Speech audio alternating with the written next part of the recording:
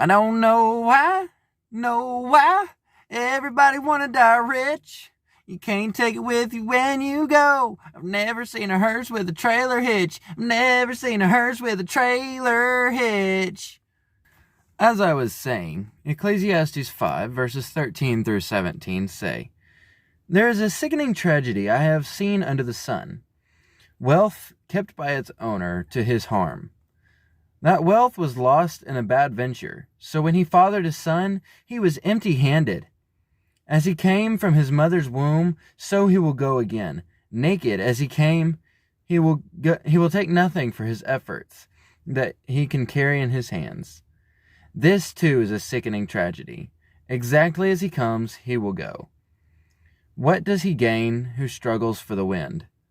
What is more, he eats in darkness all his days, with much sorrow, sickness, and anger."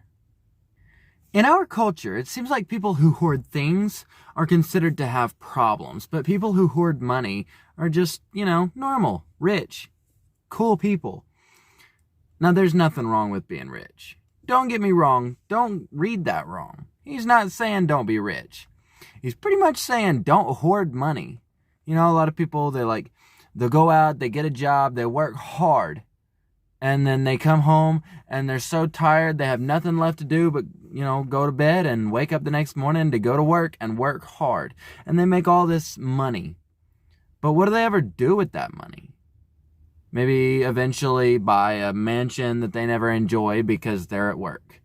Have a super fast car that they never enjoy and they go to work. They have nice things for their family that they never enjoy with their family because they're never with their family to enjoy them because they're at work. People spend so much time earning money that it says that they father their child empty-handedly.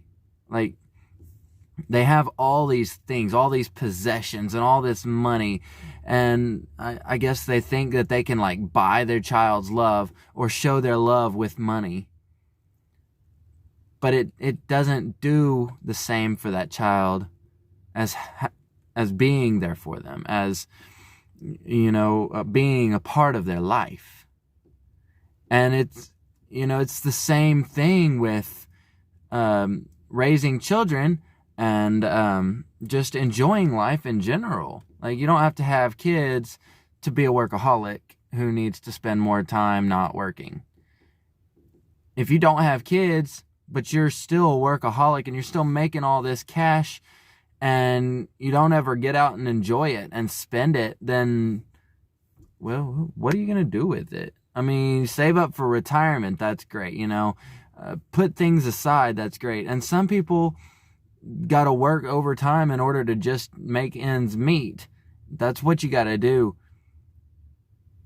But if you're making super tons of money, enjoy it.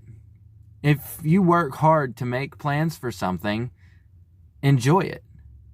Then it continues on in verse 18, 19, and 20 to say, "Here is what I have seen to be good. It is appropriate to eat, drink, and experience good in all the labor he has done, and all the labor one does under the sun during the few days of his life God has given him, because that is his reward. God has also given riches and wealth to every man, and he has allowed him to enjoy them. Take his reward and rejoice in his labor.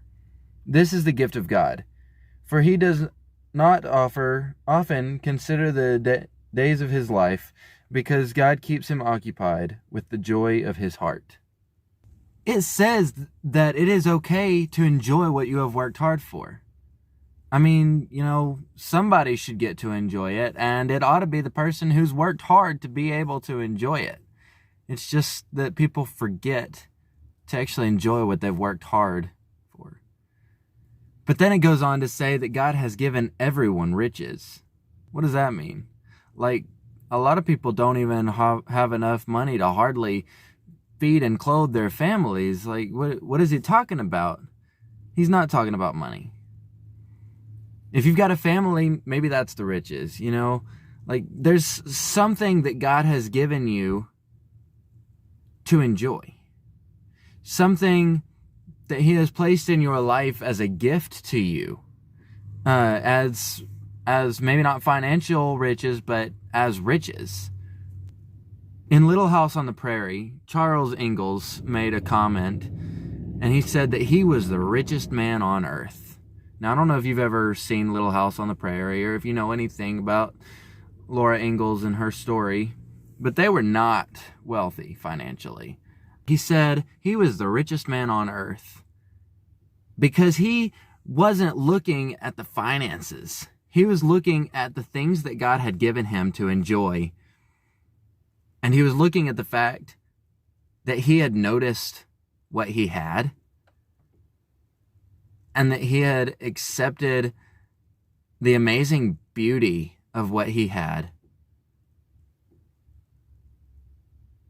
So maybe you're not financially rich. Maybe you're never going to be financially rich. I don't know. But God has given you things. God has given you people, and God has given you himself and his word. So much wealth, especially in the last part of that word. He gave you himself and his word, because himself and his word, that's what's going to make you joyful. So if you've worked really hard to try to get things, to try to get a certain goal that you're after, enjoy it. And certainly don't let the work that you're doing towards that come in between you and the things that should be making you happy. And if you're not financially rich, just remember that you are rich, and look around at what God has given you. And if you haven't accepted Jesus into your life, so you don't have him as a part of your life, then there's a video linked in the bio of this video that I really encourage you to watch that video, because you can have him in your life, man. I mean, that's mind-blowing to me. I don't know about you, but to me, that is just mind-blowing. Thank you for watching the Timeless Share. And I hope this video has meant something to you, helped you grow in your relationship with God, been encouraging, good night.